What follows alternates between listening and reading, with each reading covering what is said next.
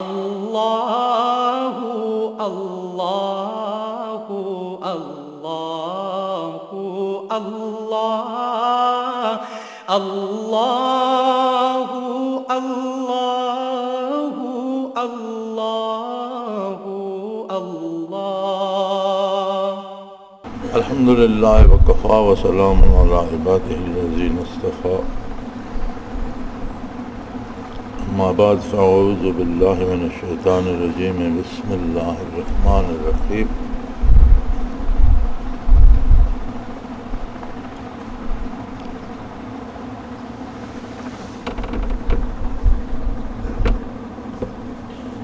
یہ تصوف و سلوک کا راستہ جو ہے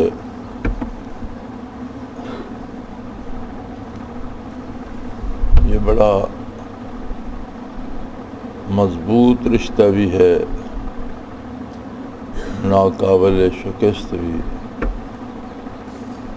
اور بہت نازک بھی ہوتا ہے۔ آپ نے شاید دیکھا ہوگا کہ کچھ چیزیں، کچھ برتن بنتے ہیں، کہتے ہیں یہ انبریکیبل ہے، یہ ٹوٹتے نہیں ہیں۔ یہ گلاس ہے شیشے کا، ذرا چوٹ لگی ٹوٹ جائے گا، وہ انبریکیبل ہو تو میز سے گر گیا نہیں ٹوٹے گا، لیکن یہ جو بریکیبل ہے یہ ٹوٹے گا تو کچھ ٹکڑے بنیں گے۔ بریکیبل جب ٹوٹتا ہے تو کچھ ٹکڑا نہیں بنتا، ریزے ہو جاتے۔ جو چیز جتنی مضبوط ہوتی ہے جب وہ ٹوٹتی ہے تو اتنی تباہ بھی ہو جاتی ہے۔ تو یہ چونکہ رشتہ قلبی ہوتا ہے، بہت مضبوط ہوتا ہے، لیکن جب یہ ٹوٹتا ہے تو پھر بچتا کچھ نہیں۔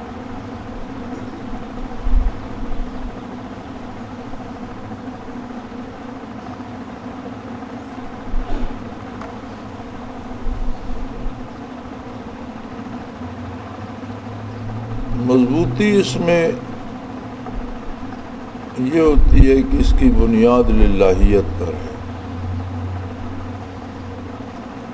محض اللہ کے لیے، اللہ کی رضا حاصل کرنے کے لیے، اپنی اصلاح کے لیے، کچھ کیفیات قلبی پانے کے لیے جو اصلاح احوال کا سبب بنے۔ اور یہ کیفیات چونکہ دل سے لینا ہوتی ہیں تو دل سے چیزیں دل ہی لیتے ہیں، اس لیے یہ قلبی رشتہ ہوتا ہے۔ شیخ کے لیے جتنی محبت، جتنا خلوص آپ کے دل میں ہوگا اتنی برکات آپ کو نصیب ہوں گی۔ اب ہر فرد کا احوال اپنا ہوتا ہے،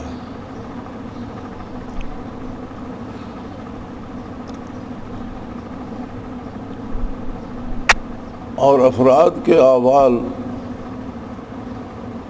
اللہ کریم خود ہی بہتر جانتا ہے۔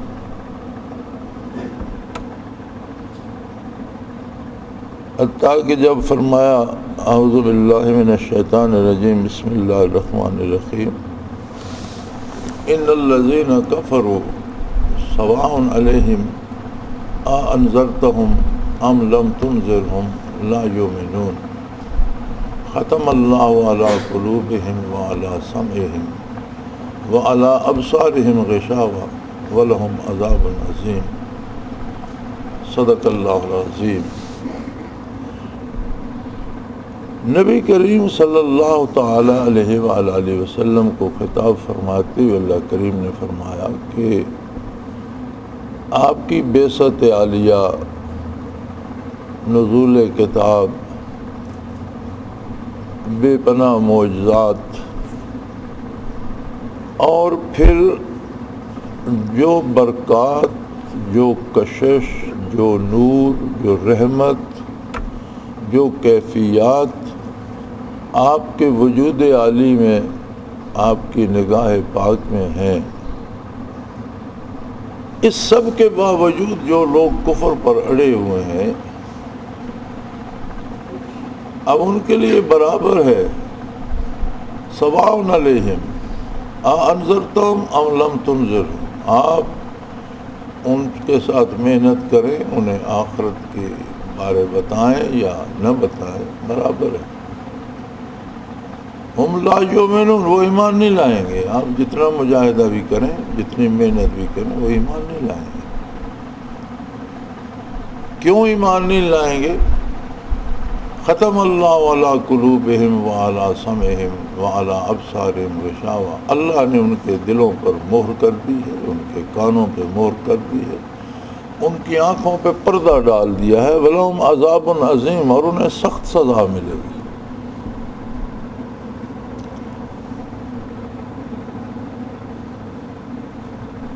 غیب کو جاننا اللہ تعالیٰ کی ذاتی خصوصیت ہے، اور انبیاء علیہم السلام کو جہاں بھی جو بھی ضرورت ہوتی ہے اللہ کریم مطلع فرماتے ہیں، انبیاء کو اطلاع دی جاتی ہے، اطلاع عن الغیب ہوتی ہے، وہ قادر ہے جو بات چاہے بتا دے، جو نہ چاہے نہ بتائے۔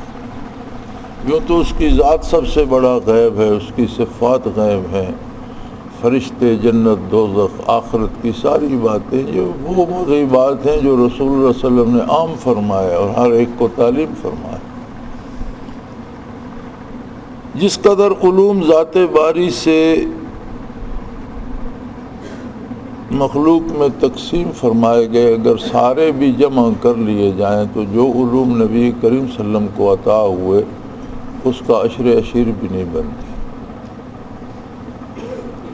آپ کے علوم سے انبیاء اور رسل نے بھی استفادہ کیا اور ساری کائنات نے بھی، لیکن اس کے باوجود اس آیہ کریمہ سے پتہ چلتا ہے کہ بندے اور اللہ کا ایک ذاتی تعلق ہوتا ہے جسے وہ اپنی ذات تک رکھتا ہے، فرشتوں کو بھی خبر نہیں ہوتی، انبیاء اور رسل کو بھی جب تک وہ بتلا نہ دے خبر نہیں ہوتی۔ اب یہ ایک خاص قسم کے لوگ تھے جن کے بارے حضور صلی اللہ علیہ وسلم کو اطلاع دی گئی کہ ان سے محنت نہ کریں، کیونکہ میرے اور ان کے درمیان جو بات ہے وہ بہت بگڑ چکی ہے۔ اگر اللہ کریم بتا رہے ہیں تو اس کا مطلب ہے کہ ضرورت تھی بتانے کی، تب اللہ کریم نے بتایا۔ تو بندے کا ایک ذاتی تعلق رب العالمین سے ہوتا ہے۔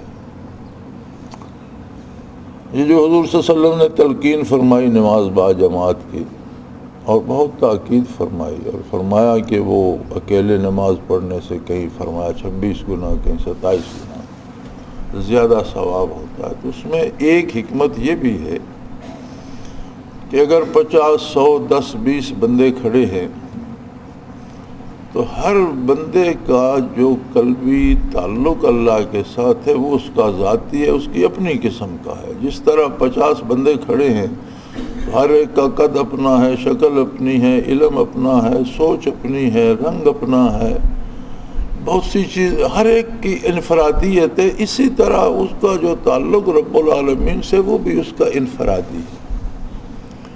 تو 50 بندے کھڑے ہیں تو 50 طرح کے رابطے اللہ کریم سے ان کے ہیں، 50 طرح کی الگ الگ قسم کی، الگ الگ رنگ کی رحمتیں نازل ہو رہی ہیں۔ تو جب 50 ایک جگہ کھڑے ہیں تو اس کا مطلب ہے کہ وہ ساری رحمتیں سب پہ برس رہی ہیں۔ 50 بندوں پہ 50 طرح کی 50 رنگوں کی بارش ہو رہی ہے تو وہ سارے اس میں بھیگ رہے ہیں، تو سب کو فائدہ ہو رہا ہے۔ تو جب نبی کریم صلی اللہ علیہ وسلم کو بتانے سے خبر ہوئی تو کسی کا شیخ ہونا تو محض بارگاہ نبوت کا ایک ادنا خادم ہونا ہے، اس کی کیا حیثیت ہے، اسے کیا خبر ہے کہ جس بندے سے میں مجاہدہ کر رہا ہوں اس کا تعلق اللہ سے کیسا ہے۔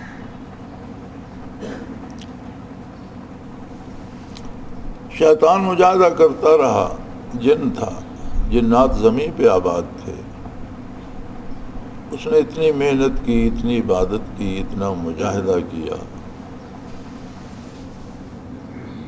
کہ جنات یوں تو چونکہ ایک مخلوق ہی ایسی ہیں جن کا وجود مادی نہیں ہے، ایک طاقت ہے، ایک انرجی ہے، وجود ان کا ایک انرجی ہے، ایک طاقت ہے، آگ کے شعلے سے اللہ نے پیدا فرمایا، تو ویسے بھی وہ آسمانوں تک جا سکتے تھے، حضور کی بعثت سے پہلے آسمانوں کے اوپر بھی چلے جاتے تھے، لیکن اسے آسمانی فرشتوں میں شامل کر لیا گیا ترقی کرتے کرتے،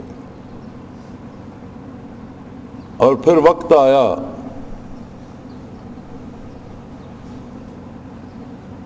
وہ شاعر نے کہا تھا، گیا شیطان مارا ایک سجدے کے نہ کرنے سے، ہزاروں برس کر سجدے میں سر مارا تو کیا مارا۔ تو جب اس نے سجدے سے انکار کیا اور تکبر کیا تو اللہ کریم نے راندہ درگاہ تو فرما دیا، ساتھ فرمایا ابا واستکبار وکان من الکافرین۔ ہم یہاں ترجمہ لکھ دیتے ہیں ہو گیا کافروں میں سے، نہیں، کانا ماضی کی صیغے پہ آتا ہے اور صحیح ترجمہ بنتا ہے تھا ہی کافروں میں سے۔ اللہ کریم جانتے تھے کہ یہ ایک دم سے خبث پیدا نہیں ہوا، جب سے یہ عبادتیں کر رہا ہے، محنت و مجاہدہ کر رہا ہے، تو ایک اس کے دل میں یہ بھی ہے کہ میں بڑا ہوتا جا رہا ہوں، میں بزرگ بنتا جا رہا ہوں۔ لیکن جس طرح آپ کسی بندے کو پھانسی نہیں دے دیتے کہ یہ قتل کرے گا جب تک وہ قتل کرتا نہیں، جب تک اس پر قتل ثابت نہیں ہوتا اسے کوئی سزا نہیں دیتا۔ کسی کو قطعی علم بھی ہو، وہ کسی کو بتا بھی دے کہ میں صبح فلاں بندے کو گولی مار دوں گا، تو اس پر اسے پھانسی نہیں دی جاتی۔ اللہ کریم کا عدل بھی ایسا ہی ہے، یہ طریقہ اسی کا ہے، جب تک اس کا خود سے باطن ظاہر نہیں ہوا اس کی عبادات پہ نتائج مرتب ہوتے رہے، وہ ترقی کرتا رہا۔ جب وہ نیچے دبا ہوا جو خبث دل کی تہ میں تھا، جب ظاہر ہوا اس پہ سزا مرتب ہو گئی، اور شاید شروع میں ظاہر ہو جاتا تو اتنی شدید سزا نہ ہوتی، انکار کی نوبت نہ آتی، تو پختہ ہوتا رہا اور عبادت اللہ کی کرتا رہا، اور وہ جو دل میں اپنی بڑائی کا خیال تھا جوں جوں ترقی درجات ہوتی گئی اور آسمانوں پہ جا پہنچا تو وہ اور پختہ تر ہو گیا کہ میں بہت عظیم ہستی ہوں۔ تو اسی طرح ہم نے دیکھا کہ بارگاہ رسالت پناہی میں لوگ آئے اور مرتد ہو گئے۔ مرتدین کی بھی ایک فہرست ملتی ہے جو بد نصیب تھے۔ منافقین کا ذکر جگہ جگہ ملتا ہے، کیا اسی عہد رسالت مآب صلی اللہ علیہ وسلم میں یہ بھی تھے؟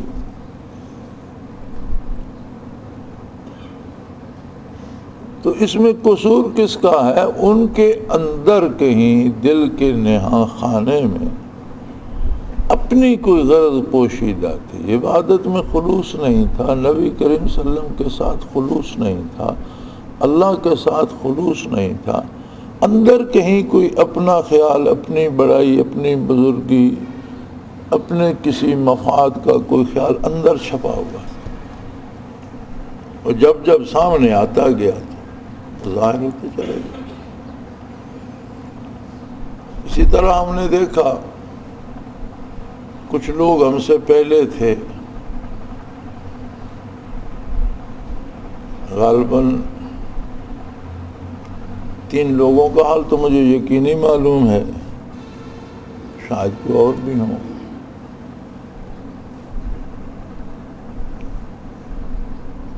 تو تینوں بہت برے حال میں مرے۔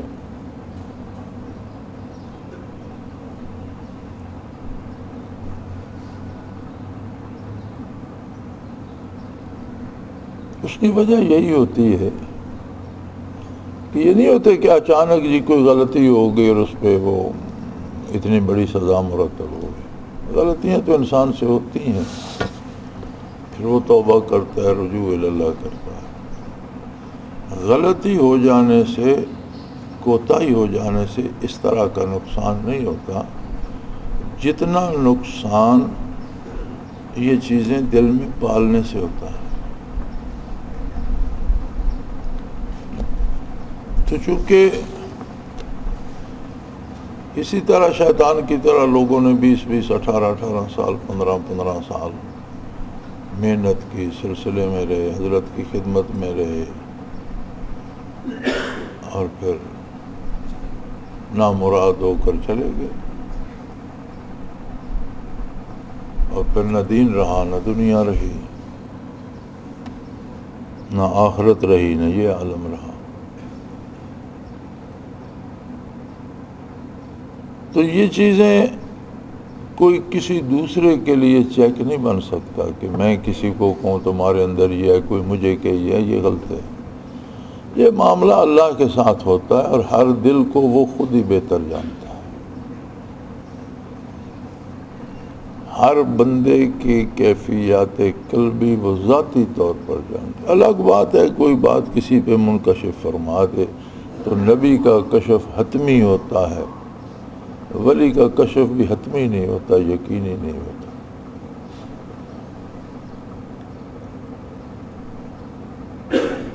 تو چونکہ یہ معاملہ کیفیات کو شیخ کے قلب سے لینا ہے،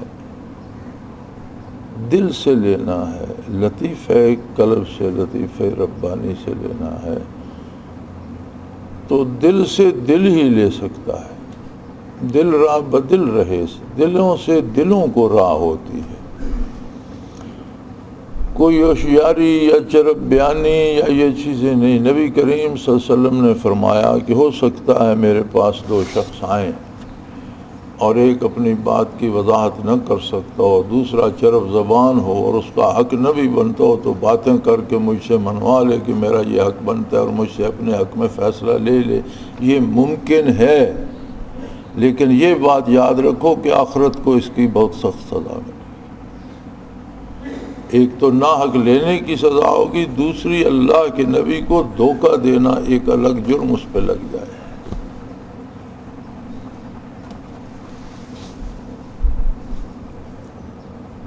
تو یہ ضروری نہیں کہ کوئی بہت باتیں کر کے، خوبصورت باتیں کر کے کچھ حاصل کر لے، دل سے دل ہی حاصل کرتا ہے۔ کچھ دوستوں کا خیال ہوتا ہے، کچھ خط آتے ہیں، کچھ ای میل میں آتے ہیں، آپ مجھ سے ناراض تو نہیں ہیں۔ ایک بات یاد رکھ لو، میں کبھی کسی سے ناراض نہیں ہوتا۔ ناراضگی وہ ہوتی ہے کہ کسی کے لیے دل میں کدورت آ جائے۔ ایک استاد ایک جماعت کو پڑھا رہا ہے، وہ کسی کو کھڑا کر دیتا ہے، کسی کو بٹھا دیتا ہے، کسی کو کہتا ہے یہ لفظ 10 مرتبہ لکھو، تم یہ 20 مرتبہ لکھو، تو یہ ناراضگی نہیں ہوتی، یہ اس کی ذمہ داری ہوتی ہے کہ جہاں جہاں ضروری سمجھے اصلاح کرے، کہیں ڈانٹ کر کرے، کہیں جھڑک کر کرے، کہیں پیار کر کے کرے۔ لیکن اب یہ کہیں کہ استاد کی فلاں بچے کے ساتھ دشمنی ہوگی، یہ تو نہیں ہوتا۔ جب ہم سکول میں پڑھتے تھے، مجھے یاد ہے جب ہم پرائمری میں پڑھتے تھے تو بعض اساتذہ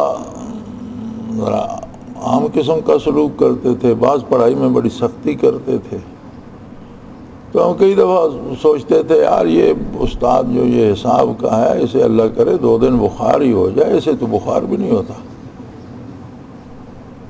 لیکن اب ہمیں سمجھ آتی ہے کہ وہ ہم سے کتنی محبت کرتے تھے، ہمارے لیے کتنی سردردی کرتے تھے۔ اسے کیا تھا ہم نہ پڑھتے اگر تو نہ سے، لیکن وہ کتنی محنت کرتے تھے، کتنی سختی کرتے تھے، ایک ایک کو چیک کرتے تھے، پھر ایک ایک کا محاسبہ، پھر اس نے کیا سمجھا کیا نہیں سمجھا۔ تو اب ان کے لیے دعا نکلتی ہے۔ تو چونکہ ایک سمجھانا، ایک سکھانا کام ہوتا ہے، پھر شیخ بھی ایک عام آدمی، ایک انسان ہوتا ہے۔ آپ دیکھیں، آپ یہاں تشریف لاتے ہیں، کوئی 2 دن رہتا ہے، کوئی 4 دن رہتا ہے، کوئی ہفتہ رہتا ہے، کوئی 10 دن رہتا ہے، تو یہاں سے جو بھی جاتا ہے وہ ہفتہ ریسٹ بھی کرتا ہے کہ جی بڑے تھک گئے۔ تو جو لوگ آپ کو 40 دن صبح شام کھانا کھلانے والے لگے ہوئے ہیں، جو لوگ آپ کو اسباق دینے والے لگے ہوئے ہیں، جو لوگ سکھانے، ان کے لیے تو 40 دنوں میں کوئی چھٹی نہیں. کیا وہ نہیں تھکتے؟ وہ انسان نہیں. اسی طرح جس شیخ کی ذمہ داری 40 روز آپ کو توجہ دینا ہے، آپ ایک ہفتے 2 دنوں 4 دنوں میں تھک جاتے ہیں، تو وہ جو سارا سال یہی کام دن رات کرتا ہے وہ بھی تو انسان ہے. تو یہ سب چیزیں دیکھی جائیں تو پھر اندازہ ہوتا ہے کہ کون کس کے لیے کتنی محنت کر رہا ہے. اور یہ محنت ان لوگوں کے لیے تو کوئی نہیں کرتا جن کو اچھا نہ سمجھتا ہو. اور یہ کسی پہ احسان نہیں ہوتا. جو بھی اللہ کی طلب میں آتا ہے اس سے اللہ کے لیے محبت ہو جاتی ہے، وہ اچھا لگنے لگتا ہے، پیارا لگنے لگتا ہے. اور محبت نہ ہو شیخ کے دل میں طالب کے لیے تو اس سے کچھ حاصل نہیں ہوتا. محبت ہی ایک ایسا جذبہ ہے جو قلبی کیفیات کو دوسرے کے قلب تک پہنچاتا ہے. تو ان چیزوں کو اس طرح نہیں لینا چاہیے جس طرح دنیا دار لیتے ہیں کہ جی ناراضگی ہوگی اور خفا ہو گیا. یہ ہوگا، خفا ناراضگی نہیں ہوتی. ہاں ڈانٹ ٹپٹ جھڑکنا پڑتا ہے کبھی، اور میرے خیال میں بندہ مخلص ہو تو اسے ایک ڈانٹ پڑ جائے تو زندگی بھر کے لیے اسے کافی ہو جاتی ہے.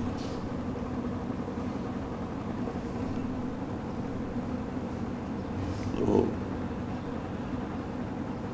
مولانا تھانوی رحمۃ اللہ تعالیٰ علیہ کے خادم تھے جو انہیں صبح ناشتہ کرایا کرتے تھے.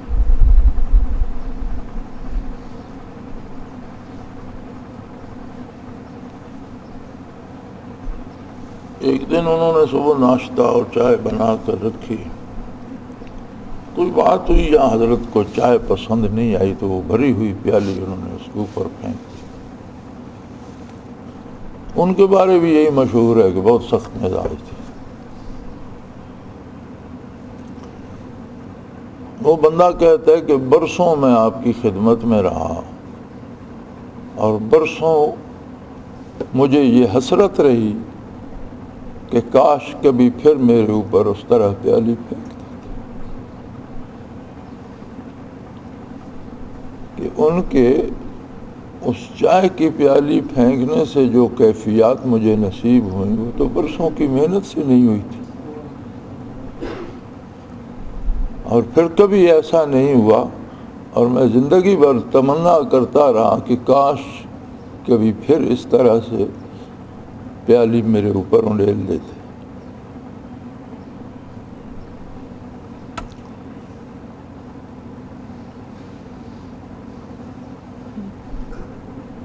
تو یہ بڑی عجیب نازک حساس چیزیں ہوتی ہیں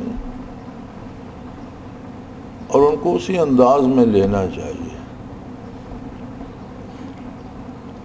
کوئی بھی ایسا بندہ جس کی ذمہ داری بحثیت شیخ لگ جاتی ہے، کوئی بھی ایسا نہیں ہوتا کہ وہ یہ چاہے کہ لوگ بھاگ جائیں. اس کی پہلی کوشش یہ ہوتی ہے کہ زیادہ سے زیادہ لوگ مستفید ہوں. کبھی آپ نے دیکھا کہ کوئی سینسر لگا ہوا ہے کہ جو آیا ہے اس نے اس سے پہلے تو شرابی تھا، یا پہلے وہ بدکار تھا، یا پہلے تو وہ چور تھا؟ کوئی نہیں پوچھتا پہلے کیا تھا کیا نہیں تھا. اللہ کا بندہ ہے، اس کے اور اللہ کے مابین بات ہے. اگر اللہ اسے یہاں تک لے آیا ہے تو اللہ کرے کہ وہ یہاں اللہ کی نعمت اور رحمت یہاں سے لے کے جائے اور آئندہ کے لیے سدھر جائے.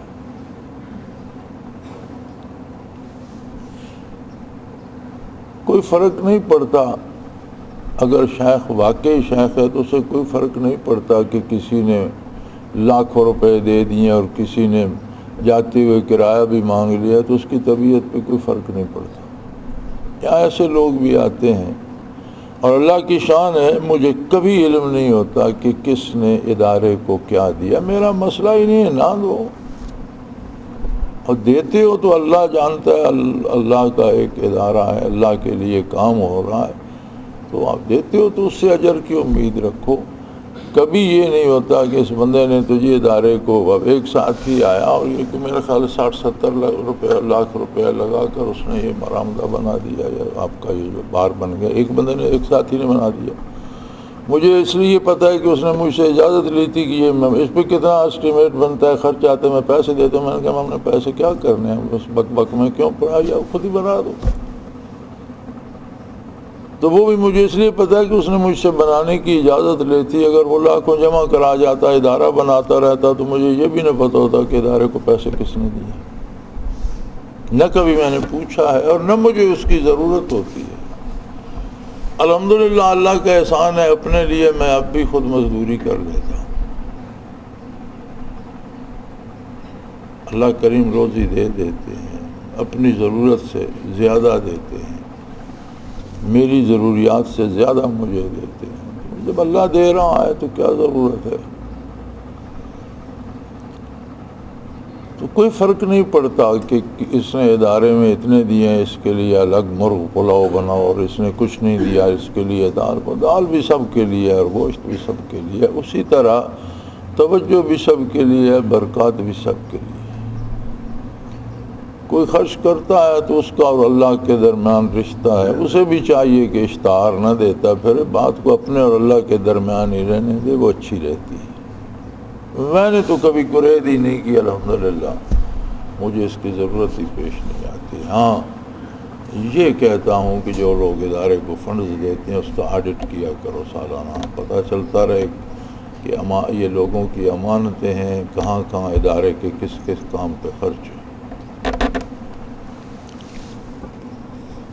تو ایک یہ چیزیں جو دنیا داری کی ہوتی ہیں، جی ناراض ہو گئے اور خفا ہو گئے، یہ بات درمیان سے نکال دو. شیخ کا اور طالب کا ناراضگی اور خفگی اور اس کا رشتہ نہیں ہوتا، یہ محبت کا رشتہ ہوتا ہے. محبت میں ناراضگی نہیں ہوتی. اگر شیخ کسی کو جھڑک بھی دیتا ہے، ڈانٹتا بھی ہے، تو اس کی محبت میں ڈانٹتا ہے کہ کیوں یہ غلطی کر رہے ہو، نہ کرو. اس میں اسی کا فائدہ ہوتا ہے. اور اس طرح کی خط لکھنے یا ای میل، عموماً میں جواب کم دیتا ہوں. اس لیے کم دیتا ہوں کہ روزانہ کتنے خط ہوتے ہیں. اب ہر خط کا جواب دینا ضروری تو نہیں ہے.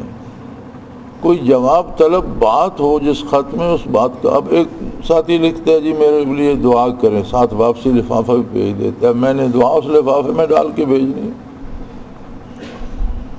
آپ نے لکھا، اللہ کا شکر ہے آپ نے لکھا، میں نے پڑھا تو دعا خود ہو گئی کہ اللہ اس کی مصیبت. اب اس کے لیے بندہ خط کیا لکھے کہ میں نے تمہارے لیے دعا کی ہے. تو ایسے خطوں کے جواب نہیں جاتے. لیکن اس سے پریشان نہیں ہونا چاہیے. خود اپنے کو احساس ہونا چاہیے کہ اس میں کوئی جواب طلب بات تھی بھی. جہاں کوئی جواب طلب بات ہوتی ہے، ای میل میں بھی اس کی ای میل میں بھی جواب جاتا ہے. جہاں میل میں پوسٹل میل میں ہوتا ہے خط کو، اس میں جواب طلب بات ہوتی ہے. تو جتنی ضروری بات ہوتی ہے میں اتنا جواب لکھتا ہوں، خواہ 1 سطر لکھوں یا 10 سطریں لکھنا پڑے یا صفحہ لکھنا پڑے. تو جتنی ضرورت ہوتی ہے اتنا جواب دیا جاتا ہے. اب لکھنے والے نے تو 1 خط لکھا اور یہاں 70 خط آ گئے، تو جواب دینے والے کو تو 70 جواب دینے پڑیں گے. وہ کیسے پورا ہو سکتا ہے؟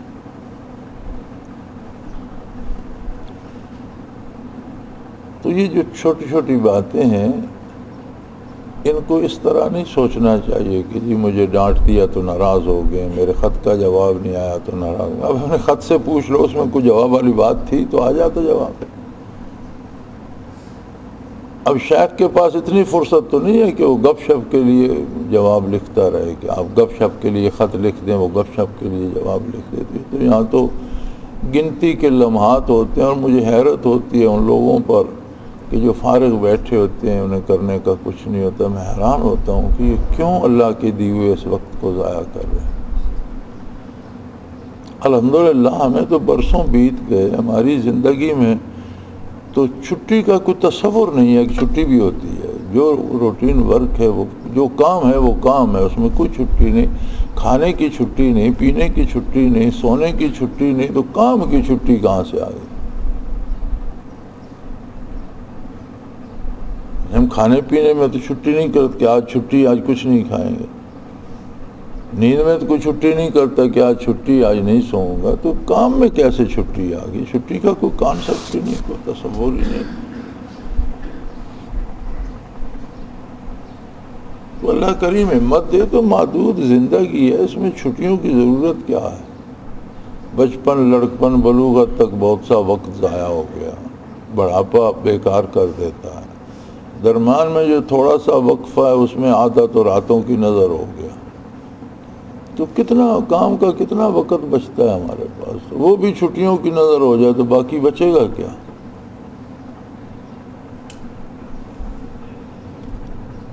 تو الحمدللہ اللہ کریم کا احسان ہے کہ ہمارا کام تو رات دن جاری رہتا ہے. اللہ کا شکر ہے الحمدللہ. تو اس میں یہ چھوٹی چھوٹی چیزیں آتی رہتی ہیں. کبھی کسی کو جھڑک دیا یا خفا ہو گئی یا کسی کام سے روک دیا، یا عموماً دوست اس بات پہ پریشان ہو جاتے ہیں جی 10 خط لکھے تھے ان کا جواب نہیں ہے. بس 10 خطوں میں کوئی جواب طلب بات ہوگی تو جواب آئے گا. تو کوئی ایسی بات نہیں ہوگی آپ نے لکھا جی میں نے امتحان دے دیا ہے، اللہ کا شکر میرا امتحان ہو گیا، میں کیا کہوں کہ کیوں دیا ہے، کیا جواب دوں؟ ٹھیک ہے آپ نے اطلاع کر دی، میں نے پڑھ لیا، بات ختم. میرے لیے دعا کر دیں، اب اس کا کیا جواب ہے؟ یہی ہے کہ آپ نے خط لکھ دیا، دعا خود دل سے ہو جاتی ہے اللہ کریم کرتے. تو اب اس کے لیے آپ کو جتانا تو ضروری نہیں ہے کہ میں نے دعا کی. تو یہ چھوٹی چھوٹی چیزیں ہوتی ہیں، ان میں کوئی ناراضگی اس سے نوٹ لینا یا اس سے یہ سمجھنا کہ مجھ سے خفا ہو گئی، یا کسی کو منع کر دیا یہ اس طرح نہ کرو اس طرح کرو، کبھی آرام سے کر دیا، کبھی ڈانٹ دیا، کبھی جھڑک دیا. تو اس میں ہو سکتا ہے میں بھی انسان ہوں، کبھی شاید مجھ سے بھی زیادتی ہو جاتی ہوگی، لیکن وہ دل میں کچھ نہیں ہوتا. دلی طور پر شیخ کے لیے ایک ایک طالب محبوب کا درجہ رکھتا ہے. وہ ایک ایک سے محبت کرتا ہے، ایک ایک کی بھلائی چاہتا ہے، ایک ایک کو چاہتا ہے کہ زیادہ سے زیادہ یہ حاصل کرے. تو حاصل کرنے والے کو بھی اپنے دل کی نگرانی بھی کرنی چاہیے کہ میرے دل میں شیخ کے لیے کتنی طلب، کتنی محبت، کتنا خلوص. چونکہ دلوں سے نعمت کو دل ہی حاصل کرتے ہیں. اللہ کریم سب کو توفیق دے. وآخر دعوانا الحمدللہ رب العالمین. اللہ اللہ اللہ اللہ اللہ اللہ اللہ اللہ. حضرت امیر محمد اکرم آوان مد ذلہ العالی دارالعرفان منارہ ضلع چکوال میں سالہ سال سے قرآن و حدیث کے اوپر خطابات کر رہے ہیں اور سلسلہ نقشبندیہ اویسیہ کے مطابق لوگوں کو ذکر الہی کی تربیت دے رہے ہیں. وہ قرآن پاک کی تفسیر ترتیب وار بیان کر رہے ہیں. تفسیر قرآن کو وہ موجودہ ملکی اور بین الاقوامی حالات کے مطابق بیان کرتے ہیں. موٹر وے سے کلر کہار کے انٹرچینج سے نکلتے ہوئے کلر کہار کی جھیل سے ہوتے ہوئے میانی، بوچھال اور نور پور سے گزرتے ہوئے دارالعرفان منارہ پہنچ سکتے ہیں. حضرت امیر محمد اکرم آوان نے بچیوں اور بچوں کی دینی اور دنیاوی تعلیم کے لیے سقارہ اکیڈمی کے نام سے ایک درسگاہ بھی قائم کی ہے، جس کا افتتاح ملک پاکستان کے صدر جنرل محمد ضیاء الحق نے اپنے دست مبارک سے کیا تھا. وہ تمام احباب جو اسلام کی طلب رکھتے ہیں ان سے گزارش ہے کہ دارالعرفان منارہ ضلع چکوال میں امیر محمد اکرم آوان صاحب کے خطابات سے مستفید ہوں. وہ ہر جمعے کو نماز سے پہلے بیان فرماتے ہیں. ہر ماہ کی پہلی اتوار کو ماہانہ اجتماع ہوتا ہے جس میں آپ خصوصی خطاب فرماتے ہیں اور پاکستان کے چاروں صوبوں سے احباب اس اجتماع میں شرکت کرتے ہیں. اس کے علاوہ یہاں سال میں 2 مرکزی اجتماعات بھی ہوتے ہیں، ایک رمضان المبارک میں اعتکاف کا اجتماع اور دوسرا جولائی اور اگست میں 40 دن کا اجتماع ہوتا ہے جس میں روحانی تربیت کی جاتی ہے. اپنا خون سیماب دے کر اتنا ہم کر جائیں گے، نام آقا کا چمن میں پھر رقم کر جائیں گے۔